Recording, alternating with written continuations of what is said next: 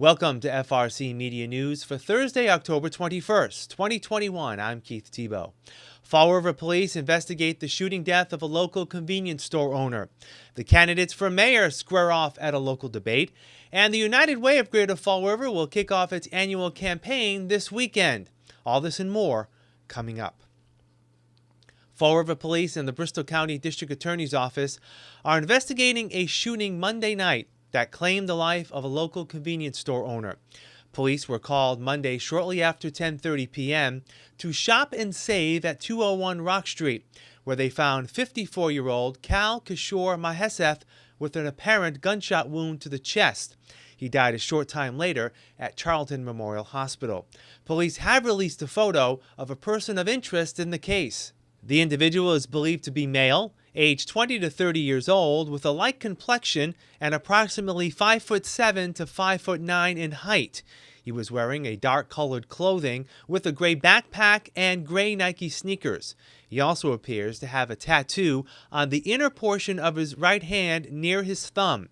If you have any information to share with investigators, please call 508-324-2796, extension 259, 508-993-2016, or the Police Anonymous Tip Line at 508-672-8477.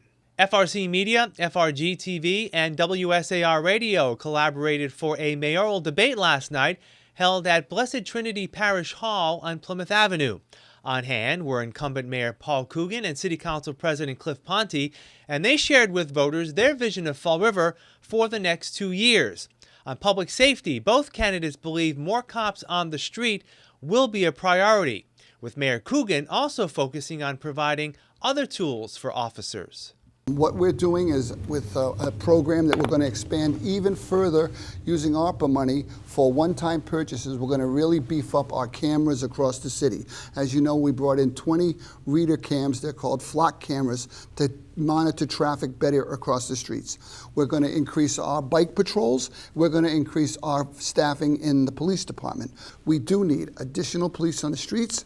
We need additional cameras in high crime areas across the city, and we need additional support from all of our residents to let us know when they see this type of activity going on. If you look at what happened in Griffin Park, where we regretfully lost 2 residents this summer, with the additional cameras and the police presence, we were able to bring that Corky Row neighborhood under control, and we will do it block by block through the city. Councilor Ponte's plan is to increase the number of patrols by reorganizing the department. We need to start today by working to reorganize our police department. We have 214 police officers that work in our police department. And unfortunately, we don't have enough police officers on our streets that are able to patrol our streets at any given time. As a city councilor, I'm very proud to say that we've been able to advocate to have at least 10 to 12 cars on at a time. My last 6 years on the city council, one of the biggest things and one of the most important things that we're proud of. However, we could reorganize our police department right now, which means we need to take some of the police officers that are in headquarters and put them on our streets patrolling our neighborhoods. I've been at high rises, I've been speaking to people in our community who say they don't feel safe leaving their homes. And that is not acceptable. It's going to be unacceptable under a Ponte administration, and that is something that I will make sure is a top priority moving forward. We need to make sure this city is safe, because if this city is not safe, we are going to be walking backwards instead of walking forward. Both candidates also agree that implementing a free universal pre-K program will benefit parents and students. Councilor Ponte feels the mayor has dropped the ball on implementation during his first term. We need to do it right now. You are the mayor, you are the chairman of the school committee, and it should have happened under your 2 years, because Fall River, for once, should be leading in something. We don't need to wait for Somerset or New Bedford or Attleboro or Taunton to do it. We could do it right now. You're sitting on $17 million of ESSER 2 funds.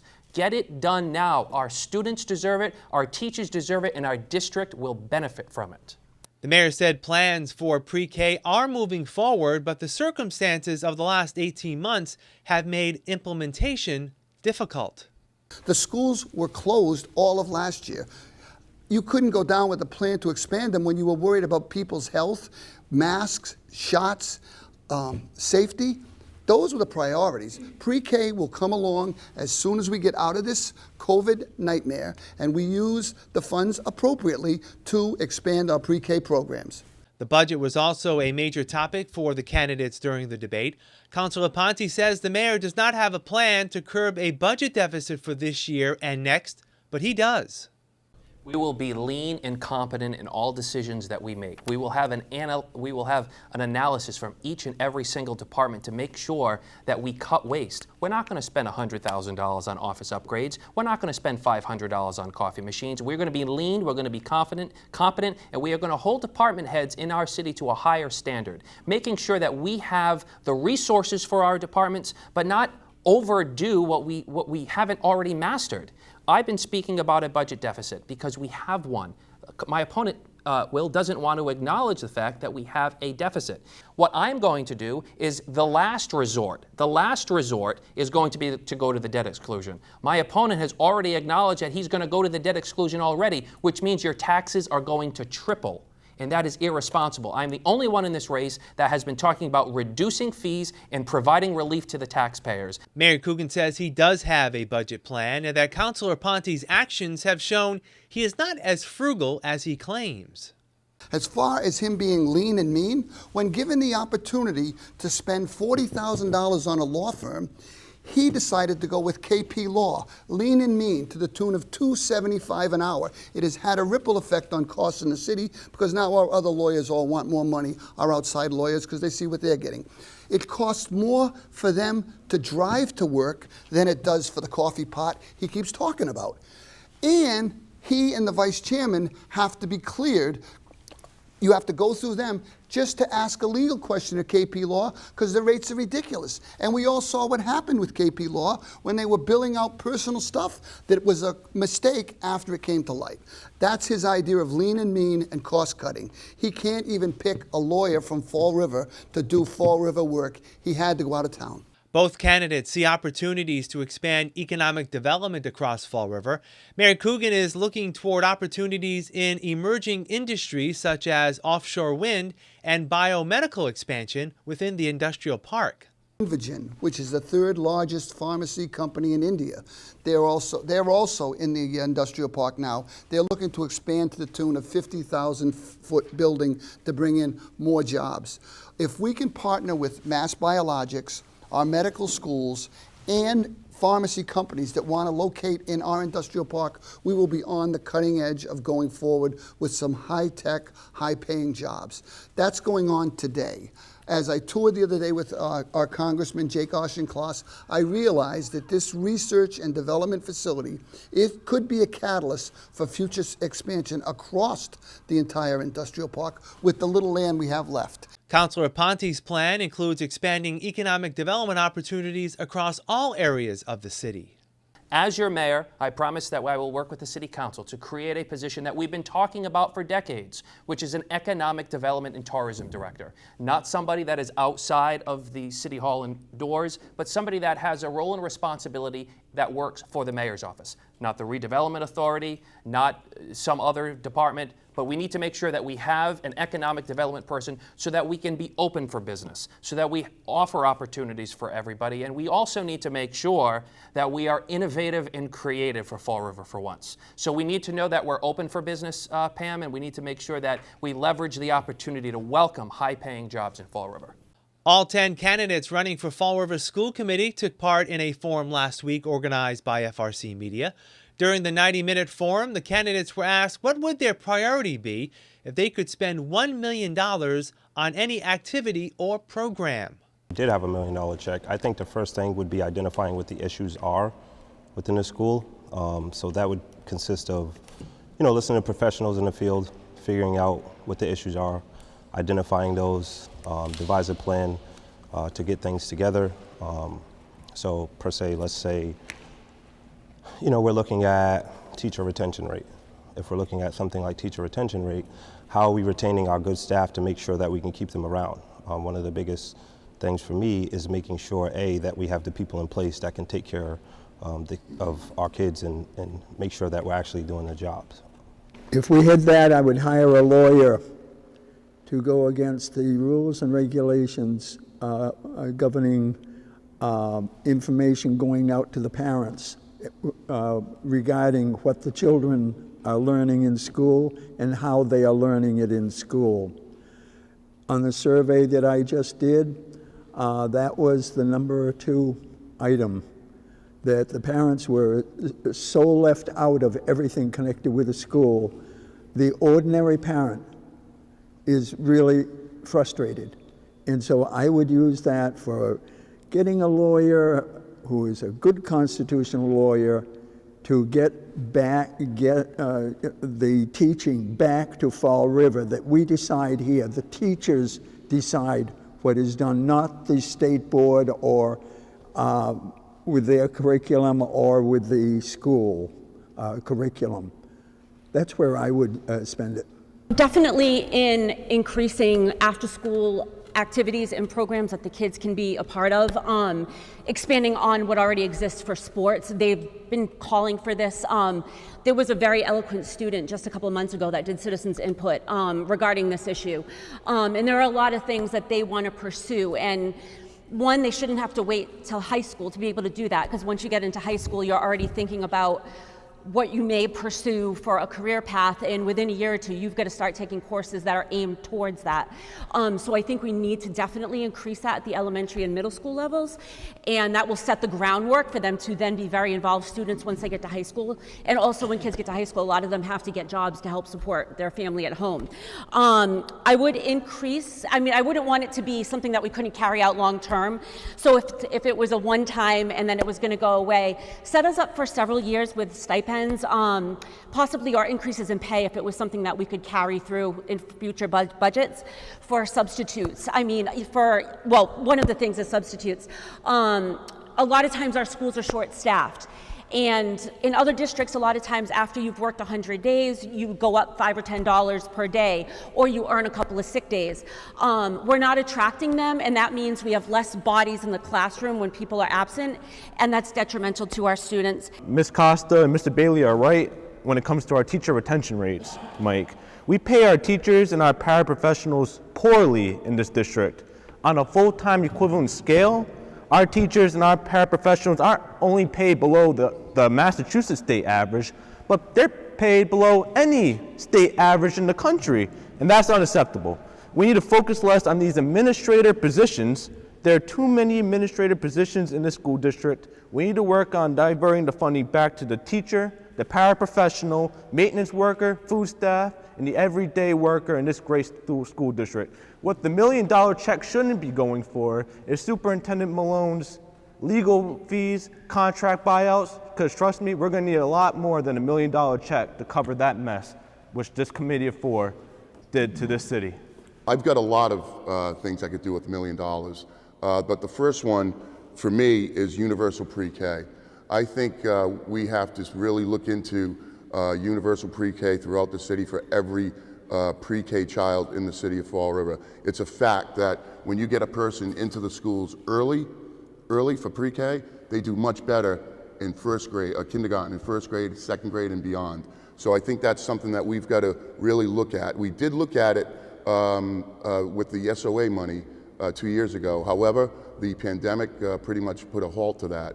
Another key thing and key ingredient, obviously, with the pre-K is the space. So we got to find the space for the pre-K children and increasing the pre-K for our children.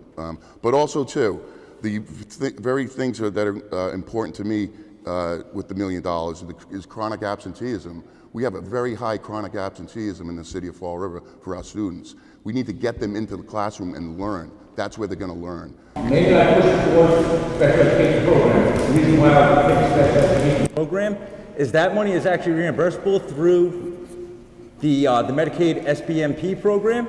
We could also attach on top of that a processing fee, so we would get that money back and still provide services for the people of Fall River. I think that's how we need to look at every dollar we spend. We need to get something in return that's tangible, and if we can use money and still have it next year to spend, that's a win-win and that's a no-brainer. This is a no-brainer for me. Social emotional learning. I think post-COVID concerns with our youth right now, is serious. They've been in isolation for about a year and a half. Their socialization has gone down. We need more staff to be working with these kids. We need adjustment counselors. We need teachers. We need paras. We need structures in place, programs in place to address the needs of our students. We have an assistant superintendent who is hired to put structures in place to focus on social emotional concerns. If we start addressing these concerns, our teachers won't be as overwhelmed as they are. We won't reach the teacher burnout in November and December. We need to get more support staff for our kids, and in return, we'll turn into support staff for our teachers. $1 million, I probably have 1 million places that I would like to spend that. But I think the best bang for our buck is what a school committee member Hart said, which is universal pre-K. Every study imaginable shows us that it increases performance in our children. It helps with social emotional needs, and it also begins the process where we begin to establish relationships with parents. And as you know, parents being involved in education just allows their children to prosper so much. I read a study recently, that a 4th grade teacher could pick, 8 out of 10 times, could pick the 4th grade students that had received pre-K. So this is not simply just for young kids, this is information and experience that's going to follow them through our school system. As well as helping our parents. We live in a community where, I know when I'm a single mom and pre-K was expensive for my kids.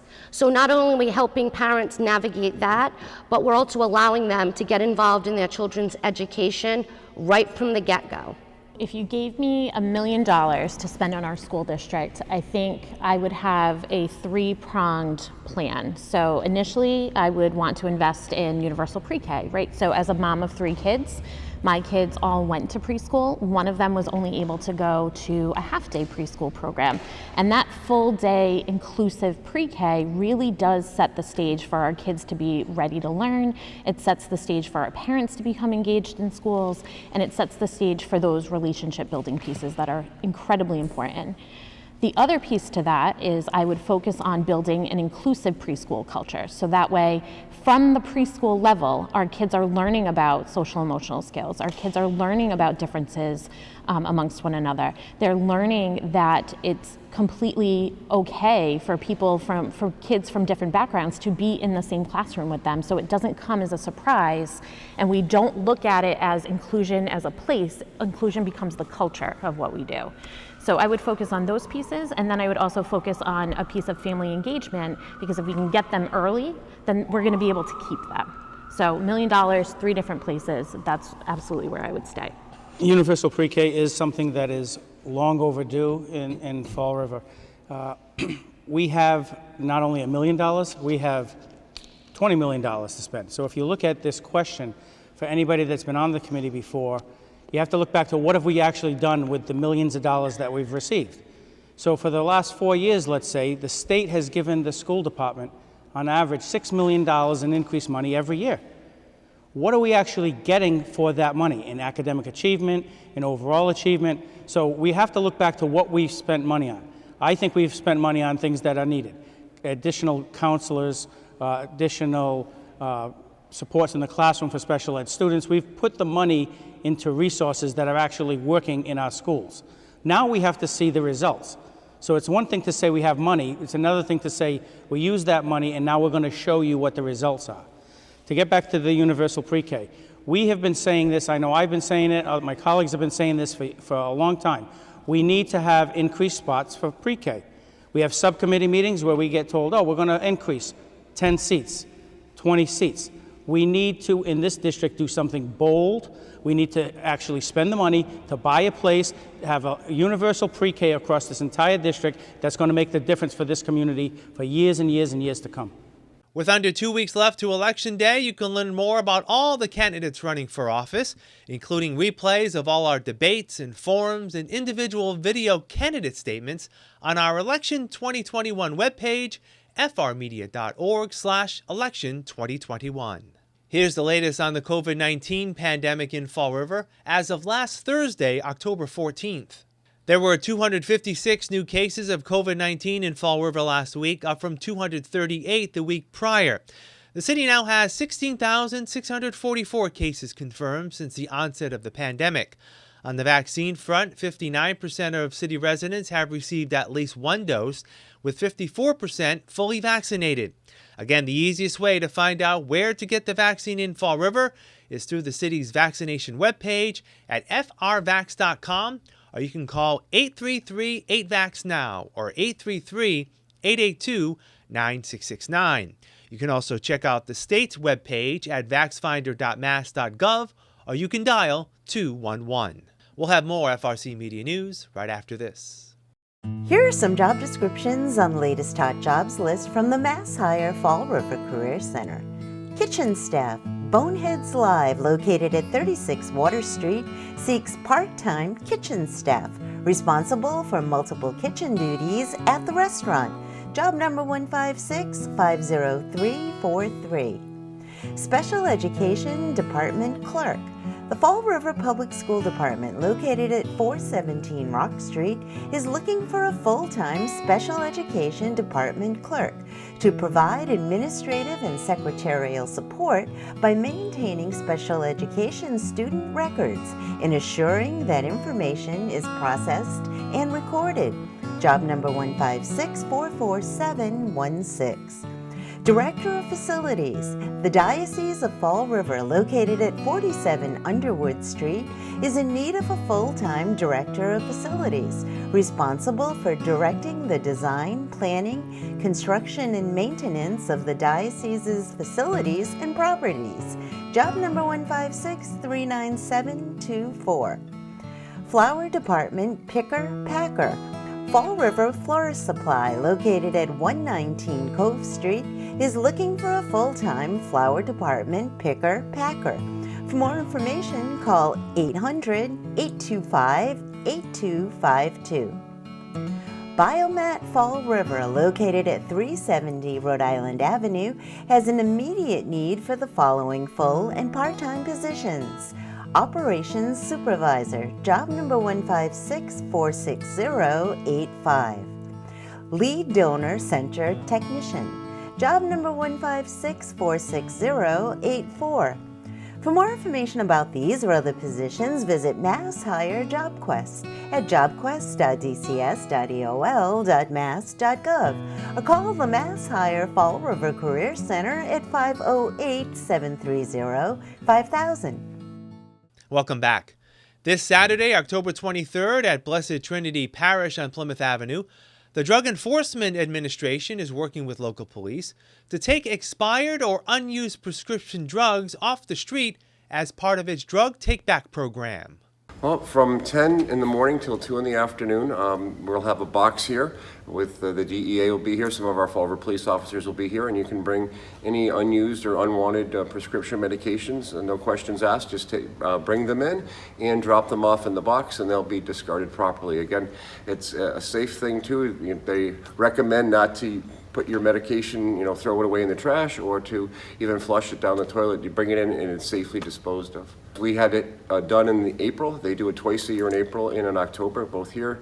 And it's amazing, sometimes someone passes, unfortunately, and they have all the medication, they're not sure what to do with it. And we collected a tremendous amount in April. And if anyone has any unused, unwanted prescription medication, please do feel free to come. The United Way of Greater Fall River will officially launch its 2021-2022 annual campaign Saturday morning with a health-focused event entitled United We Move. It's the second year of the Bike, Run, and Walk fundraiser held at the Southeastern Massachusetts Bioreserve. United Way Communications Coordinator Meg Rogers says last year the event was spread out over 4 days due to COVID restrictions. She says this year over 200 entrants have already registered for the race and walk. This year we're a real live one-day event. We have Second Wind Timing Company going to time our riders and runners. They're bringing their big arch and everything. We've got the Corey sisters coming play at the after party. Seth Hawker Lots' Domino's is donating pizza. Colonial Beverage is donating water and non-alcoholic beer. So we're going to have a little bit of an after party after. There's an ice cream truck coming. GM Refrigeration brought them on. And it's going to be great. It's going to be a real live race in the woods. Our first group, which are the runners and riders who are doing 2 loops of their courses, that'll be at 9 a.m. And then at 10 a.m., the shorter distance for the runners and riders will go off, and then the walkers will head out after that as well. Walk-in registration will be available beginning Saturday morning at 7:30 a.m. Executive Director Kim Smith says this is the organization's 74th annual campaign, and through the challenges of COVID, the community remains supportive. This year our goal is $1.1 million. Last year we were at $1,050,000, and we exceeded our goal by 5%. So we upped it a little bit to challenge ourselves and to entice the community to help us reach that goal and hopefully exceed it. This year with the United We Move second annual kickoff event, we've already raised close to $20,000, if not more than that, to really truly kick off our campaign. Our community is amazing. When we look at Fall River and we look at the support and the generosity and the spirit behind coming together and supporting one another, we've truly seen that during and now post-COVID, if you will. We were really unsure when COVID first kind of hit us and caused folks to go into quarantine and work remotely and so forth, and just pleasantly surprised at the support that we received from our community. That's all for this edition of FRC Media News.